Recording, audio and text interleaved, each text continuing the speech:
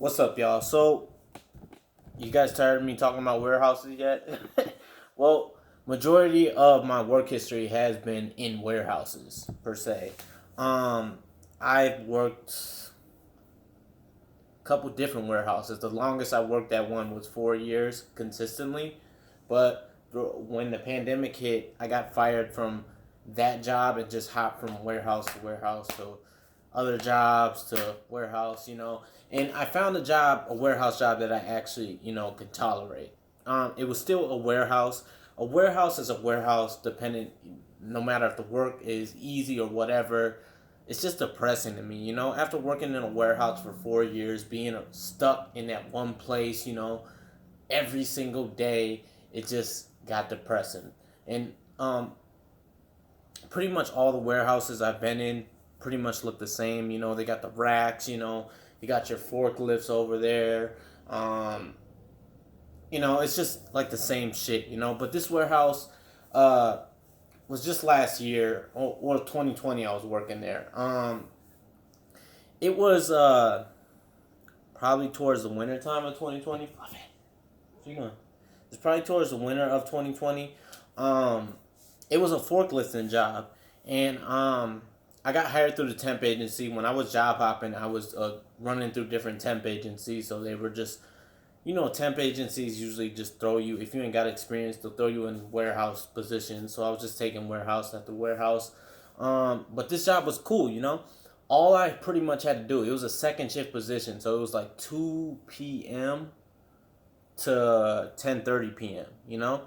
8-hour shifts, but you could stay an extra hour till 11:30, which I would stay, and just clean up, or help out. So basically, my job for what I was supposed to do was drive a forklift, and pretty much, so they had like a manufacturing side, which was like picking and it was kind of like Amazon. If you ever worked at Amazon, it was like putting stuff in boxes and standing on an assembly line. Or if you ever worked on an assembly line, it was kind of like that, pretty much that side. That side, I ain't gonna front. This was like the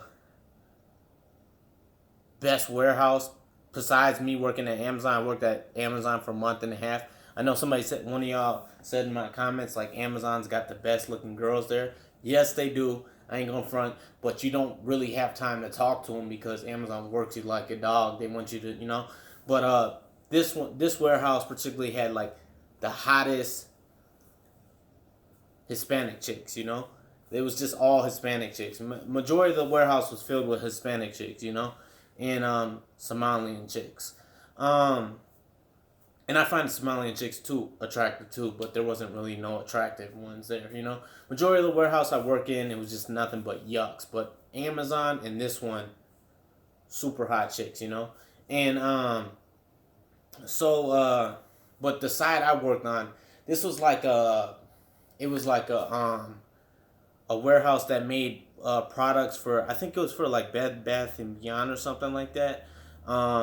So like they made like lotions, oils, soaps, stuff like that. Um, but my job was like I would work on the mixing side, which was like quiet as hell. When you go to the manufacturing side, you drive down. I go down there to put like containers into like storage and shit, and that's the manufacturing side. That's where I go to like store the stuff. And then on my side, they had like stacks of racks. If you ever worked in a warehouse, they got those racks set up where they put stuff in. Um, so my job basically was I would help the mixers. They give me a sheet of paper. I come in, they give me a sheet of paper. They'd be like, go pick this, and it'd be like drums of stuff, that you go grab, and you basically you rarely ever get off your forklift. It's just you're sitting on the forklift the whole time. The shit was sweet as hell. My manager, like all the head bosses, usually at every warehouse, all the head bosses, that are super strict, usually are on first shift. So that's how it was at this warehouse. All the head bosses would go home when my shift started, and it would just be my. I had a young manager, which was he was cool as fuck. I ain't got no beef with him. He was cool as hell. as long as I did my job, he really didn't mess with me, Um, the only thing that really sucked about this job is you had to wear a hairnet and a beard net if you had hair or a mustache or whatever, facial hair. And then we had to wear masks, obviously, because it was in the pandemic. Um, so yeah, that kind of sucked. But other than that, it was pretty cool. You could wear your regular clothes. Well, that's warehouse. You can wear your regular clothes. But yeah, they give me a list in the mixer. Every it was like, I'd say like, in this area it was like probably like four mixers, and three of us were like, I forgot what they call us, material handlers. So we would go and grab the product for the mixer, and the product would be up in the racks, and we grab them with the forklifts. Like, you could clamp the forklifts together, grab the stuff, and put it on the pallet and drop it to where the mixer is. And we had like these bays on our side. It was real quiet over there, When you go to the manufacturing side, it's loud as hell. Machines are running, there's a whole bunch of people. But over in our area, it was probably like, I'd say like 10, 12 of us max, And everybody was pretty cool over there, So I go grab what I do is I go grab the stuff. Like I said, I lose track of what I'm saying. I go grab the stuff, bring it over to the mixer. He mixed the stuff together, put it in a container, and then I put the stuff back. I had a little handheld thing, and in the handheld, I had to mark where I put the stuff, in the racks, So they had different aisles, like C aisle, B aisle, 42, whatever, And I mark it in a little handheld, and then boom, I go back. They tell me to do it. Sometimes I just be sitting on my forklift waiting for like an hour or two, because the mixing would take that long, We had a sheet of paper that we had to get done within that 8 hours, but after those 8 hours, sometimes the mixer would stay an hour with me and get overtime, and sometimes he would go home. And when he went home, I didn't have nothing to do, and I was usually the only one who stayed for overtime. So I go hide, you know what I'm saying? I go hide and fucking sit on my phone somewhere for that last hour, which was cool as fuck, because most of the day I was just, not really doing shit, just driving around and putting stuff away. But I kept fucking up at this job. Like, I really didn't. I'm so over the warehousing after working those shitty. This was right after I had worked that the job I just shared about yesterday. The worst warehouse I worked. This is legit after that warehouse. I was so over warehouse work. I really didn't give a shit. You know what I'm saying? So I was just there for a paycheck. Anytime I could fuck off, I would go fuck off. I go run. I go hide somewhere on my phone. So one day, the first fuck up was I was only there for about, I think, like 2.5 months, and they fired me. I was there through a temp agency. So what was cool about this is I didn't punch in with a card or anything. I just wrote my time down. So I'd be leaving like 30 minutes early and shit, you know what I'm saying?